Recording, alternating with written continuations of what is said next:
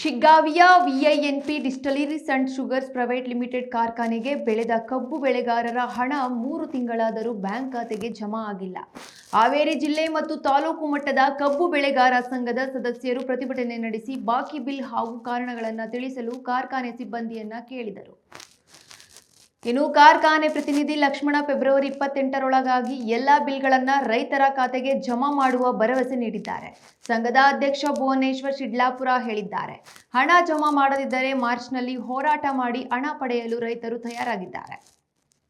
ಹಾಗೂ HR ಅವರು ಭಾಗವಹಿಸಿ ಮಾತನಾಡಿ ಈಗ ನಮಗೆ ಇದೇ ತಿಂಗಳ 28ನೇ ತಾರೀಕಿನೊಳಗಾಗಿ ಎಲ್ಲ ರೈತರ ಬಿಲ್ಲನ್ನು ಕ್ಲಿಯರ್ ಮಾಡ್ತೀವಿ.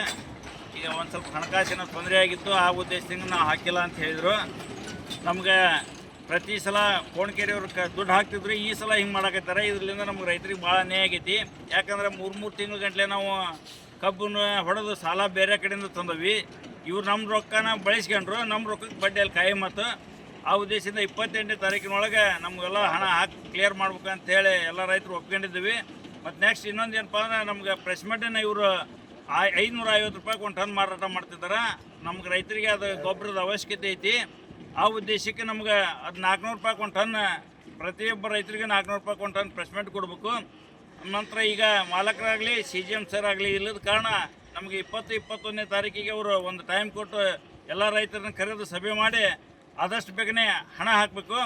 ಈಗ 28ನೇ ತಾರೀಕಿನೊಳಗೆ ಅವ್ರು ಹಣ ಹಾಕ್ತಾ ಇದ್ರೆ ನಾವು ಮಾರ್ಚ್ದಲ್ಲಿ ಇಲ್ಲಿ ಸ್ಟ್ರೈಕ್ ಮಾಡಬೇಕಾಗತ್ತೆ ಅಂತೇಳಿ ಅವರಿಗೆ ಹೋರಾಟ ಮಾಡಿ ಹಣ ಪಡಿಬೇಕಾಗತ್ತೆ ಅಂತೇಳಿ ಎಚ್ಚರಿಕೆ ಕೊಡ್ತಾ ಇದ್ದೀವಿ. ಜೈ ಬಲೋ ಭಾರತ್ ಮಾತಾ ಕಿ ಜೈ, ಜೈ ಬಲೋ ಕರ್ನಾಟಕ ಮಾತಾ ಕಿ ಜೈ, ಕರ್ನಾಟಕ ರಾಜ್ಯ ಕಬ್ಬು ಬೆಳೆಗಾರರ ಸಂಘಕ್ಕೆ ಜೈ.